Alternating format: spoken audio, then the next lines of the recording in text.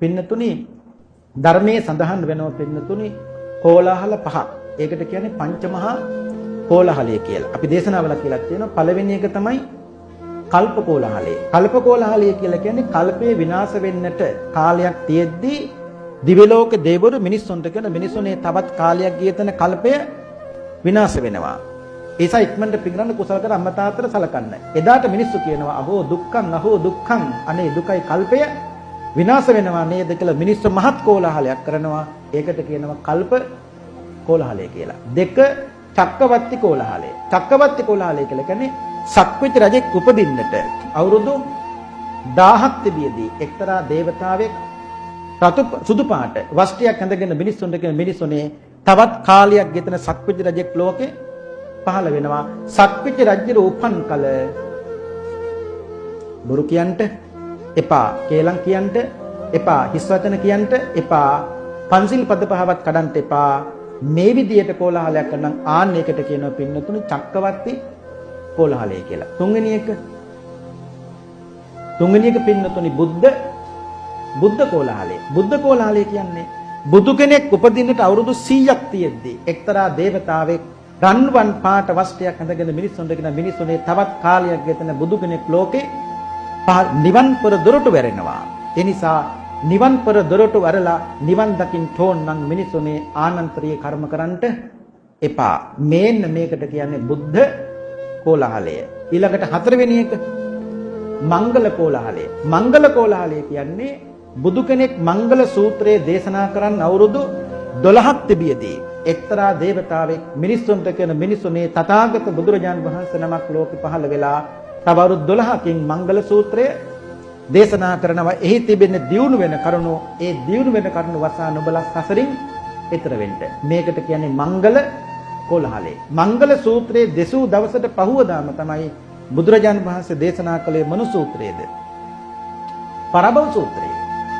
ඉතින් මතක තියාගන්න ලෝකෙට පහළ වෙන සෑම බුදු කෙනෙක්ම පින්නතුනි පරාභව සූත්‍රයේ දේශනා කළා. අපි පරාභව සූත්‍රය අතහැරියට මතක තියාගන්න පරාභව සූත්‍රය කියන්නේ සෑම බුදු කෙනෙක්ම දේශනා කරන සූත්‍රයක්. ඒ වගේ සූත්‍ර කීපයක් සතිපට්ඨාන සූත්‍රය, ධම්සක්‍රවතුම් සූත්‍රය, මංගල සූත්‍රය, මේ කියු පරාභව සූත්‍රය. මේවට කියන්නේ අවිජහිත දේශනා. අවිජහිත කියලා කියන්නේ මේ සූත්‍ර මතක තියාගන්න ලෝකෙට පහළ වෙන කිසිදු බුදු කෙනෙක් මේ සූත්‍ර එකක්වත් අතහරින්නේ නෑ දේශනා කරනවා. නිසා මතක තියාගන්න පරාභව සූත්‍රයේ, ඒ කියන්නේ මංගල සූත්‍රයේ දෙසූ දවසේ දෙවියන් කල්පනා කළා දියුණු වෙන කරුණ මොනවද කියලා බුදුහාරගෙන අහගත්තට පිරිහෙන කරුණ මොනවද කියලා අහගත්තේ නෑනේ. එදා තමයි බුදුහාමුදුරුවෝ පරාභව සූත්‍රයේ දේව මංගල සූත්‍රයේ දේශනා කරන ආරාධනා කළේ දෙවියන්, පරාභව සූත්‍රයේ දේශනා කරන ආරාධනා කළේ පින්නතුනි දෙවියන්. ඒ දේශනාවේ කියනවනේ ඉත්ති සොණ්ඩින් විකිරණින් පුරිසං වාපි තාදිසං ඉස්සර යස්මින් තපාපේති තම් පරාභවතෝ මුඛං. ගාථා 12ක් තියෙන 13ක් තියෙනවා පරාභව සූත්‍රයේ. ඉත්ති සොණ්ඩින් විකිරණින් ස්ටීන් කෙරෙහි ලොල් වෙච්ච, මස් වලට ලොල් වෙච්ච, මත්පැන් වලට ලොල් වෙච්ච කිසි මිනිහෙක් කවදාවත් ආයතනයක ප්‍රධානීක් හැට තියන්න එපා. ඇයි? තම් පරාභවතෝ මුඛං.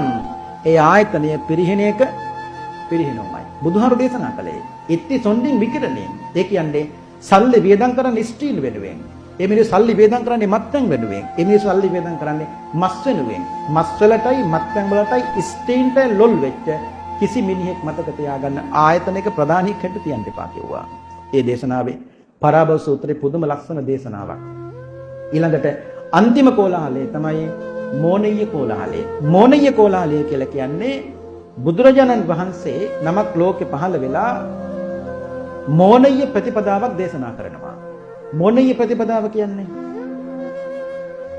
අපි දේශනාවල කියලා මෝනීය ප්‍රතිපදාව කියන්නේ ඒ සාමීන් වහන්සේට පින්නතුනි ඒක වතක්. ඒක රකින්න පුළුවන් නම් සමාදන් වෙනවා. ඒ මෝනීය වත සමාදන් වෙන භික්ෂුන් වහන්සේ නමකට බුදුහාමුදුරු දේශනා කළා මාස 7ක් මෝනීය වත සම්පූර්ණ කරනවා නම් මහණනි මම අරහත්ත්වයේ වෙනුවෙන් අප වෙනවා කිව්වා. ඒතර මෝනීය වත කියන්නේ මොකද්ද? ශාස්ත්‍රීය වශයෙන් ඒ සාමීන් වහන්සේට හැමදේම ලැබෙන්නේ එක වතාවයි.